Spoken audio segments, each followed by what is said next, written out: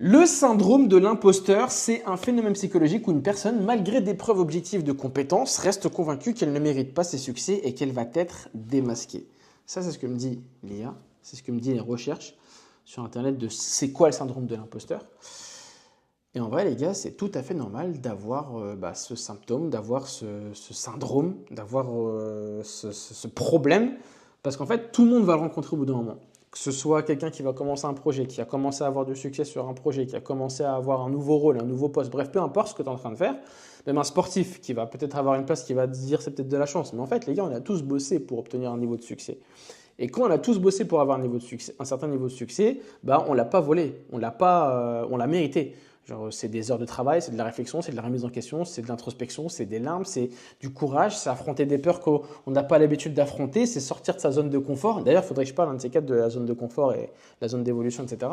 Mais en fait, c'est vraiment se dire que si on a un niveau de succès, on a réussi à faire des choses dans notre vie, c'est parce qu'on a vraiment fait des choses soit dans le bon ordre ou pas dans le bon ordre, peu importe, mais surtout, vous avez fait des choses, vous avez fait des causes, vous êtes en mouvement, vous avez eu de l'action, et en fait, au bout d'un moment, vous vous rendez compte que ce que vous avez obtenu, peut-être que ça arrivait trop vite, peut-être que ça a pris du temps, peut-être que ça arrivait d'un coup, mais non, vous ne l'avez pas volé. Et personne ne va vous démasquer parce que vous avez réussi à faire quelque chose.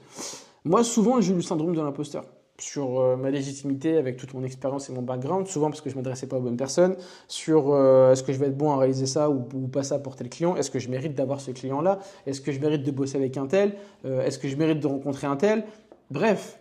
Ça va dépendre de ce que vous allez faire dans votre vie et à quel niveau de succès vous êtes arrivé, je me répète. Et en fait, il faut se dire que le syndrome de l'imposteur, c'est la peur d'être démasqué ou de pas réussir ou d'avoir le sentiment de pas avoir vraiment réussi quelque chose. Alors qu'au final, les gars, le syndrome de l'imposteur, c'est tout à fait normal de l'avoir. Si je prends l'exemple d'un entrepreneur, moi, depuis que j'entreprends, et je peux faire le parallèle aussi avec les salariés, c'est par exemple, quand tu es salarié, syndrome de l'imposteur, c'est de dire que peut-être que tu ne mérites pas la promotion, alors que tu en as d'autres qui ont travaillé autant que toi. C'est le syndrome de l'imposteur. Mais si tu l'as eu, c'est parce que tu as plus bossé que les autres, tu as apporté plus de valeur que les autres, tu es beaucoup plus performant que les autres. Si je prends l'exemple d'un entrepreneur, il va être beaucoup plus exposé parce qu'il y aura le personal brand, enfin, bref, etc. Si on prend l'entrepreneur des réseaux sociaux, etc. Et au final, cette exposition et tout ce qu'il y a par rapport à ça fait que comme tu n'as pas de structure sur quoi te reposer, tu ne te sens pas légitime à te dire que tu mérites de parler du sujet que tu es en train d'évoquer par rapport au succès que tu as eu. Alors qu'en fait, c'est totalement faux. Non, si tu en parles et si tu as réussi à avoir un niveau de succès aujourd'hui, tu peux te permettre d'en parler. Tu es légitime pour en parler. Tu n'es pas un imposteur. Les gens vont croire ce qu'ils vont voir et pas uniquement croire ce qu'ils n'ont jamais vu ou ce qu'ils n'ont pas entendu.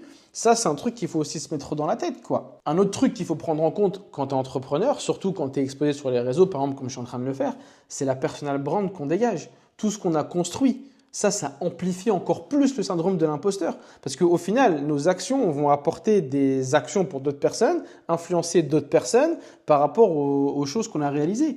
Quand tu fais de la personal brand, tu vas vendre quelque chose avec ton image de marque par rapport à quelque chose que tu as quand même construit et qui va fonctionner, qui devrait aider les gens. Tu vois, normalement, si tu le fais éthiquement bien parlant, mais tu vas douter parce qu'il va falloir que tu vendes du coup ton image pour que les gens adhèrent à tes convictions, à tes idées. Et ça, c'est un truc qui peut aussi amplifier le syndrome de l'imposteur parce que les gens ne vont pas se sentir légitimes à se dire que ok, ma marque c'est moi qui mets en avant ce que je suis en train de dire, ce que je suis en train de faire parce que j'en suis convaincu, parce que ça fonctionne, parce que j'ai du succès dessus. Du coup, peut-être que je suis un imposteur, peut-être que je ne devrais pas en parler, peut-être que ça ne devrait pas être bon, quoi. Alors qu'en réalité, c'est absolument pas le cas. Et moi, je pense qu'il faut que la légitimité, elle doit se construire sur soi-même, pas sur des valeurs qui sont institutionnelles. Genre, faut pas prendre ce que les gens vont penser de soi, faut pas prendre ce que la société ou ce que les autres personnes vont dire de soi, ou du moins de la personne idéale que les gens veulent qu'on devienne. C'est vraiment, pour moi, faut vraiment qu'on construise sa propre personnalité et sa confiance pour battre ce syndrome de l'imposteur en fonction de ce qu'on a réalisé, en fonction de ce qui va vraiment aider les gens et ce qui nous aide surtout nous-mêmes avant tout. Et les gars, moi je peux vous en parler du syndrome de l'imposteur. Il y a 4 trucs que je vais vous dire qui pour moi alimentent à 100% le syndrome de l'imposteur et pour lesquels vous devez vraiment les évincer. La première des choses, c'est l'isolement. Plus vous allez être isolé, plus vous allez du coup réfléchir tout seul, vous faire 50 millions de scénarios, peut-être pas forcément passer à l'action. Et le fait d'être isolé, c'est que vous allez avoir personne autour de vous qui va vous donner un peu plus de clarté et vous dire les gars, attends mec, t'es dans la bonne direction en fait. Genre pourquoi tu serais un imposteur sur ce que tu es en train de faire? Ça marche ce que tu fais, c'est incroyable ce que tu fais. Nous on te suit, nous on est avec toi, vas-y. Donc l'isolement, c'est un problème. Le deuxième problème pour moi, c'est le perfectionnisme. Si c'est parfait, ça compte pas. Ça veut dire qu'en gros, si tu n'as pas réussi à faire les choses parfaitement comme tu veux, eh ben, tu ne te lances pas, tu ne le fais pas. Et ça, je vous jure, les gars, c'est un problème que j'ai eu pendant très longtemps. C'est un problème qui concerne beaucoup de monde aussi. Les gars, il ne faut pas être parfait. Mieux vaut que ce soit fait plutôt que ce soit parfait. Parce que quand c'est fait, c'est testé, c'est éprouvé ou pas. Et vous pouvez du coup continuer pour le parfaire demain. Ça, c'est un deuxième truc qui fait que le syndrome de l'imposteur, il arrive très souvent. Et je l'ai vécu et je sais de quoi je parle. Il y a un troisième truc. Le troisième, c'est la comparaison. Quand vous vous comparez par rapport aux autres, si tu compares ce que tu as fait là avec, je ne sais pas, un Bichente ou avec un Alex Chen ou avec je ne sais pas qui, les gars, la comparaison va vous tuer. Tu ne peux pas comparer quelqu'un, donc toi qui est au niveau 1 ou au niveau 10, avec quelqu'un qui est au niveau 50 ou au niveau 70. C'est pas possible.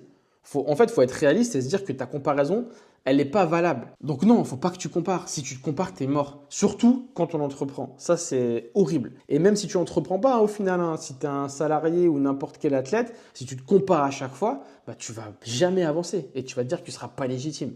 Et un autre truc, et ça, je peux vous dire, ça me concerne parfaitement et je pense que ça vous concernera sur beaucoup de personnes aussi, enfin pour beaucoup de personnes, c'est avoir des hauts niveaux de compétences.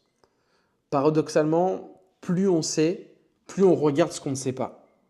Et du coup, on finit par trop réfléchir, on finit par être trop parfait sur ce qu'on veut faire, on finit par se comparer sur ceux qui le font bien, mais plutôt qu'ils le font mieux parce qu'ils sont dans l'action. Et à la fin, à force de réfléchir, on s'isole.